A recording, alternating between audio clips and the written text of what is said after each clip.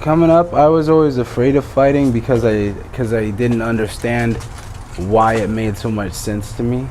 So I'd be very non-confrontational.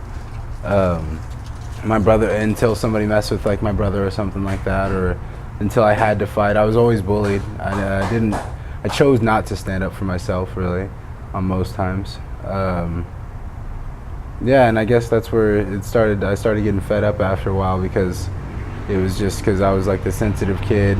I would always do like my mom and dad said, tell them twice to stop, and if not, give them one more time by telling the teacher, and then after that, handle your business. But I didn't start doing that till around middle school, but when I did, it was because I was always getting bullied, like I said, just because of how I'm very atypical.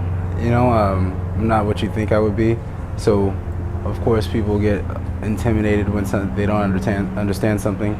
So, it was always like that. And that right there is probably the worst part of it, is to where I know why you're bullying me and you're choosing not to get to know me so the bullying won't stop. I always loved everybody, even when they were bullying me. The next day I saw them getting bullied, I'd say stop it to whoever it was. And it's just, I'm a very in the moment person. I don't remember much. Like, I don't look forward to anything. It's just right now. I was a smaller kid, but I always had a different type of strength. Is like what I remember from like stories from my mom and dad and things like that.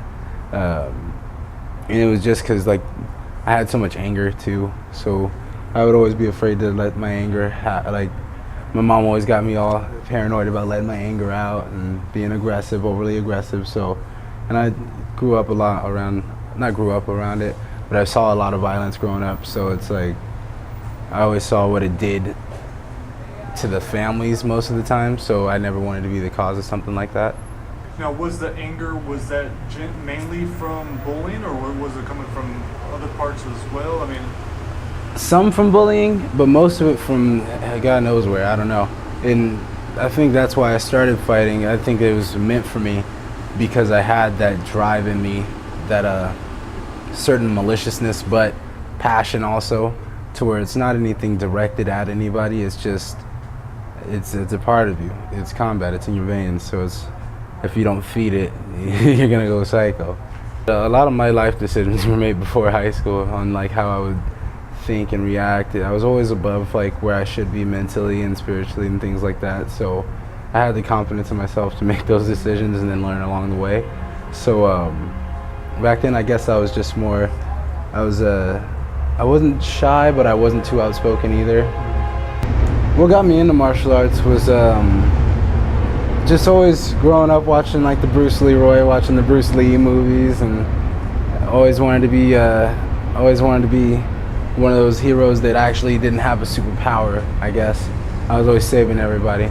But like I said, also, it was just something inside of me that I just understood. And when you just understand something, you don't have a choice, really. My very first experience with martial arts was a karate class, and I say that purposely, a karate class I took when I was a kid. I went in there, and they had sparring immediately, and this kid just like kicks me in my chest really hard. And and this is my first ever martial arts anything class, and I'm like, what do I do? Do I rush him? Like, is this a fight? Are there rules, or is there some type of protocol?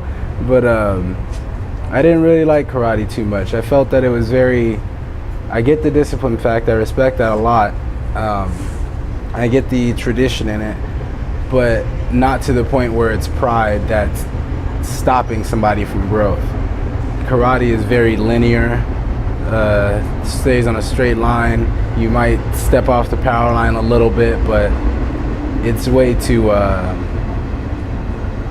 controlled for me. My next experience with martial arts would come senior year, wrestling at Centennial High School down the street in Corona. Best wrestling school in California. We were in CIF, state, whatever it is, we win it. So, in just a year there, it was amazing. That's where I could see the flow in things. I've always had, I believe it's Dostoevsky who has a theory on flow. It's to where whatever something is, you have such a high concentration in it that nothing else exists and you start doing things with exact precision because of how focused you are on that one thing, because you understand it. So with wrestling, I used to just go through practice and look up at the clock and just wonder what the hell happened. Like, what's been going on? I'm dead tired. It doesn't mean anything like that, but I was still expecting 3 hours of practice to be going there. And so after that, I'm still fighting this whole time through high school, getting beat up at the shows. I won most of them, actually. I only lost 2. But I would be getting my ass whoopings mostly at Empire. And then I decided, okay, this has to change. I got wind of 10th Planet, and then that was it. As soon as I came the first day, I was like, this jiu-jitsu shit is dope. Because it was like wrestling without an end.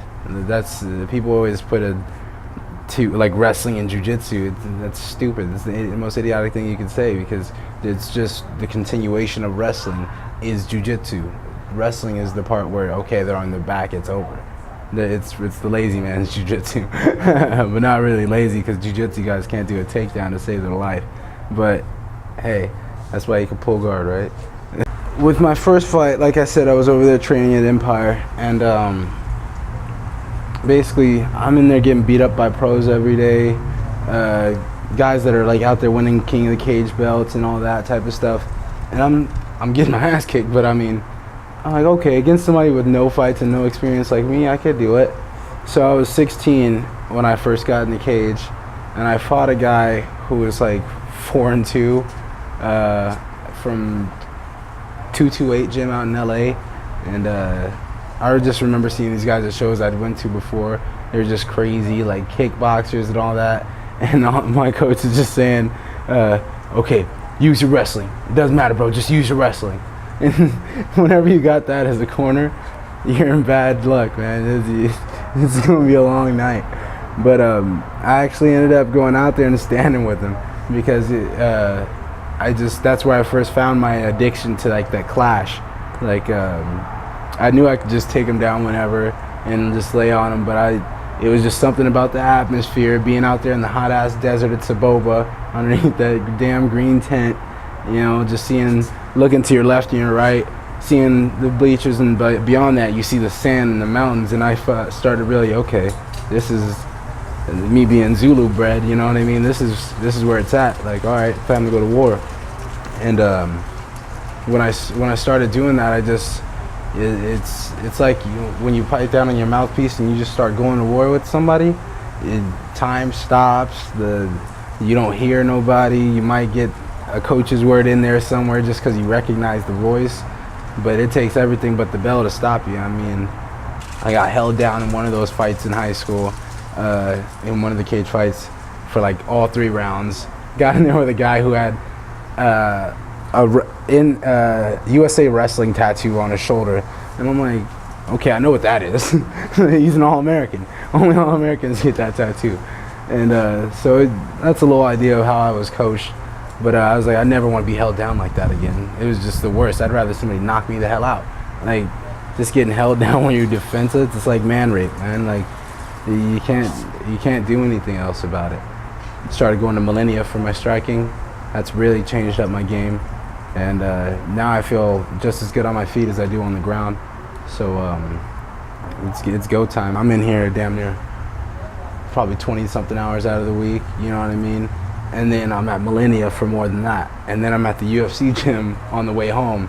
So I'm reading books. I'm getting my spirit straight to where I can go out there and possess and show an art that was given to me through talent. So I mean, I take everything about this personally, because it is my life. So if they put me in there with somebody who I feel isn't like as dedicated or as into it as me, or who isn't living for this like I am, I kind of get offended. And not in a way to where I'm better than you, but it's just, you don't bring a warrior or a soldier and expect the same type of fight. A warrior and a soldier are 2 different things, you know what I mean? One of them is just doing it. The warrior might go off on his own path for several years, causing ruckus, raising hell, just so he can learn his way, like Musashi, you know, and to where he could be complete. And that's what I'm looking for. But I've always been a spiritual person, not religious, but spiritual. If you had to claim me as something, I'm a Christian. I believe in Jesus Christ, believe in God, and but it's far deeper than that. It's because you have so much going on with so many different people in the world. It has to be deeper than just you're right, you're wrong, you're right, you're wrong, you're right, you're wrong. There has to be one truth, you know. So it's like, and a lot of people just think it's whatever you think is true is true. That can't be true, because what if my truth says yours is a lie? You know, so I've always been an answer seeker, but also patient for those answers, because